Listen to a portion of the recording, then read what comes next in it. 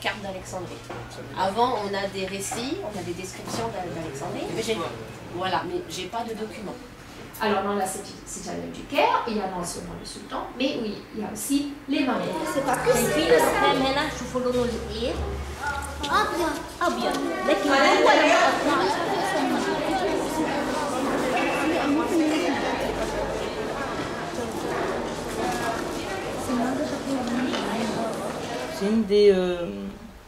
c'est une des nécropolis d'Alexandrie antique, donc une ville des morts.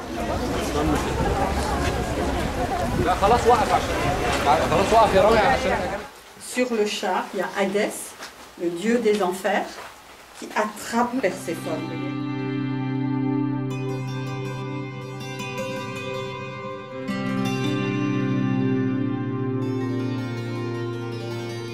Je m'appelle Louise Roland, je suis volontaire de Solidarité Internationale pour France Volontaire, la région PACA et le CEALEX à Alexandrie depuis janvier 2011.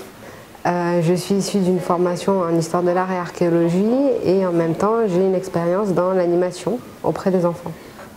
Je suis venue à Alexandrie pour plusieurs raisons.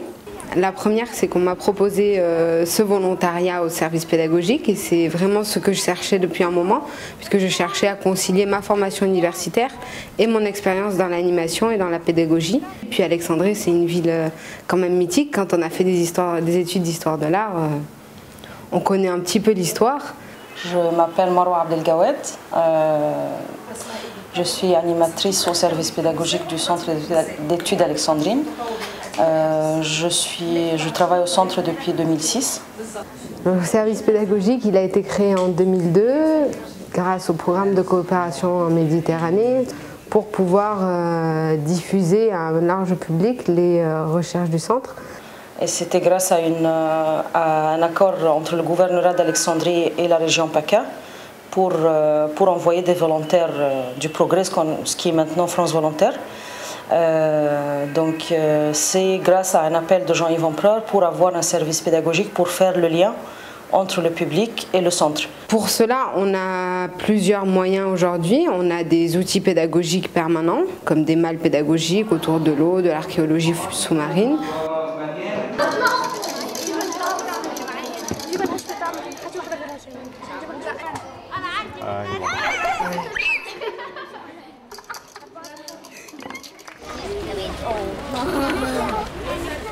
On organise également des visites de sites historiques et des projets, des ateliers ou projets à plus long terme sur 1 mois, 2 mois, voire des années scolaires en collaboration avec les écoles d'Alexandrie.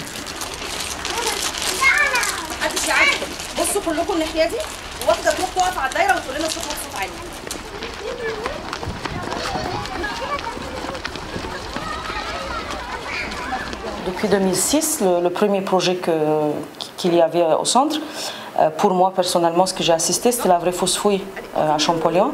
C'était un projet pendant 5 jours, un bac de fouilles. Les enfants, ils ont fait le travail d'un archéologue. Donc je vous rappelle, qu'est-ce que vous avez dans le sac? Vous avez une pelle, un balai, la truelle et le zambi.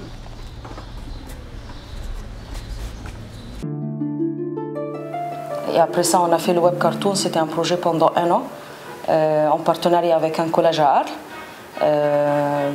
entre deux écoles ici à Alexandrie. Donc les enfants, ils ont fait une production finale d'un film et dessin animé qui parle de l'histoire du commerce maritime à l'époque romaine.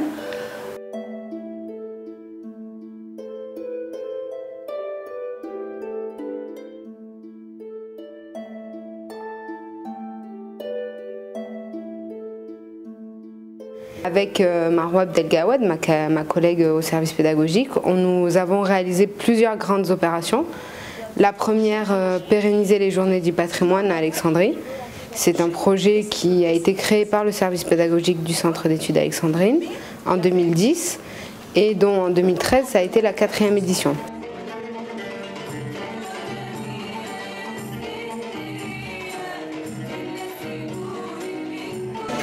Nous sommes très heureux de vous accueillir pour le lancement des Journées du patrimoine.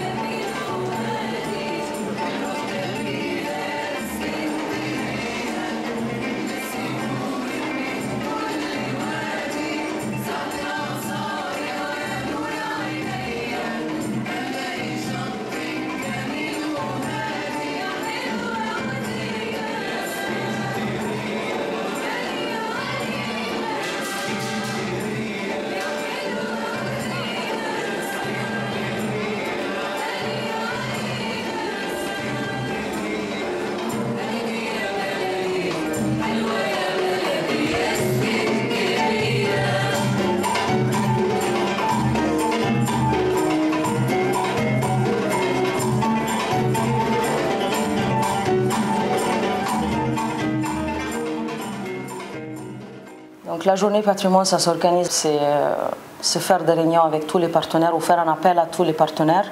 L'Institut français d'Égypte à Alexandrie, le syndicat des guides touristiques à Alexandrie, le Musée national d'Alexandrie, la direction des sites historiques, la bibliothèque, 3 départements de la bibliothèque d'Alexandrie, le centre des arts, la bibliothèque des jeunes et la bibliothèque francophone. On a travaillé avec Goudron pour le développement artistique. On a travaillé avec les universités et l'Université des ingénieurs à Alexandrie. Ils ont accueilli une conférence. Et surtout, vraiment, le plus grand partenaire de ces journées patrimoine dès le début, c'est l'Institut de tourisme, hôtellerie et ordinateur. C'est un institut à Siouf.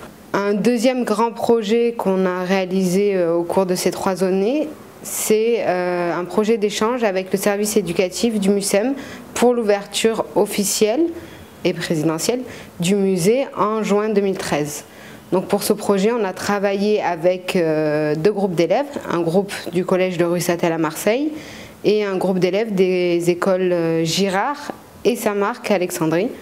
On a travaillé autour du thème de la citoyenneté pour produire une carte imaginaire en fait entre Alexandrie et Marseille que l'on a présentée le jour de l'ouverture présidentielle du MUSEM le 7 juin 2013.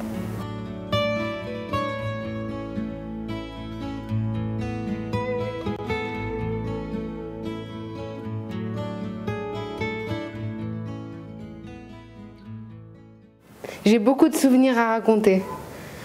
Alors des moments privilégiés, il y en a eu beaucoup, parce qu'on a la chance de travailler avec une équipe assez hors norme, enfin, dans des conditions où on peut aller sur des chantiers de fouilles, on peut amener des enfants sur un chantier de fouilles. Je me rappelle avoir amené un groupe d'élèves sur le chantier de Maria, en plein milieu du lac Mariout, où on les a amenés en barque. Je pense que c'est des souvenirs qui marquent.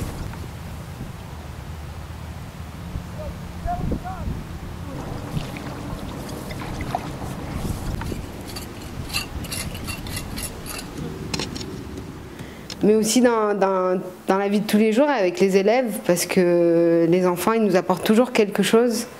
Et donc même si on les a pour 1 heure, 1 heure et demie de visite, il y a des moments qu'on n'oublie pas dans les catacombes de Komeshugafa, quand ils ont vu un jour notre photographe André Pell qui leur a révélé les peintures invisibles. Je vais donc éteindre la lampe blanche et prendre les UV.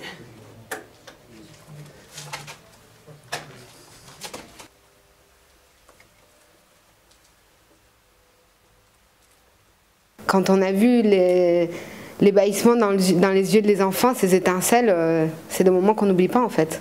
Ce jour-là, attends, tu les as vus, ils étaient comme ça quoi. Et là, ce jour-là, on avait eu la chance d'avoir Anne-Marie. Et d'avoir Anne-Marie, ouais. Perséphone, à chaque automne, part chez Hadès. À chaque printemps, elle revient sur la terre voir sa mère.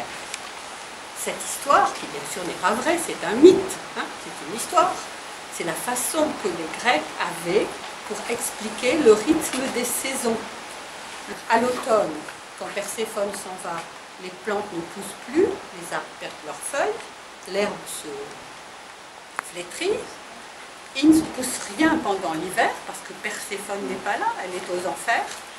Et quand Perséphone revient au printemps, eh bien la nature reprend. C'est vrai qu'avec les enfants, on est toujours surpris. Et en même temps, ils sont parfois souvent dans le juste.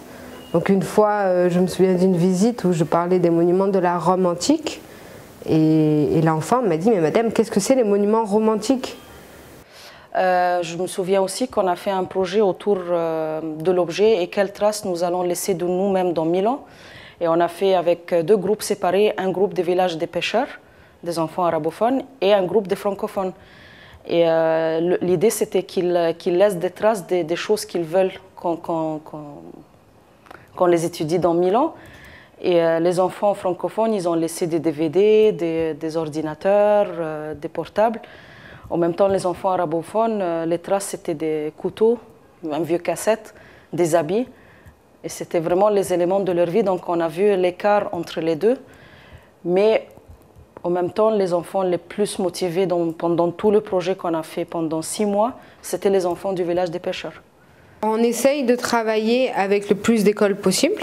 c'est-à-dire qu'on travaille aussi bien avec les écoles gouvernementales que les écoles dites catholiques, c'est-à-dire les écoles qui découlent confessionnelles, tout ce qui est Sainte-Jeanne-Antide, Saint-Marc, Girard, ou encore même les écoles étrangères comme le lycée français d'Alexandrie, la British School, ou d'autres écoles, avec toutes en fait. On ne fait pas de distinction.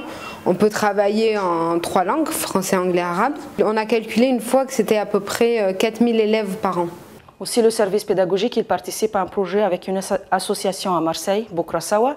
C'est autour de la création d'une mallette pédagogique sur la mer Rouge et l'histoire du canal Suez. Il y aura 3 copies de cette mallette, une à Marseille, une dans une association à Hurghada, et la 3e, ça sera dans le service pédagogique du CEALEX. Pour nos projets à venir, nous sommes en train de préparer la 5e édition des Journées du patrimoine pour l'année 2014. L'idée de tout le monde, de tous nos partenaires à Alexandrie, c'est de parler d'Alexandrie dans les années 14-18, ce qui est lié à une exposition qui sera organisée par le Centre d'études alexandrines à l'Institut français d'Égypte Alexandrie au mois de novembre sur le centenaire de la Première Guerre mondiale.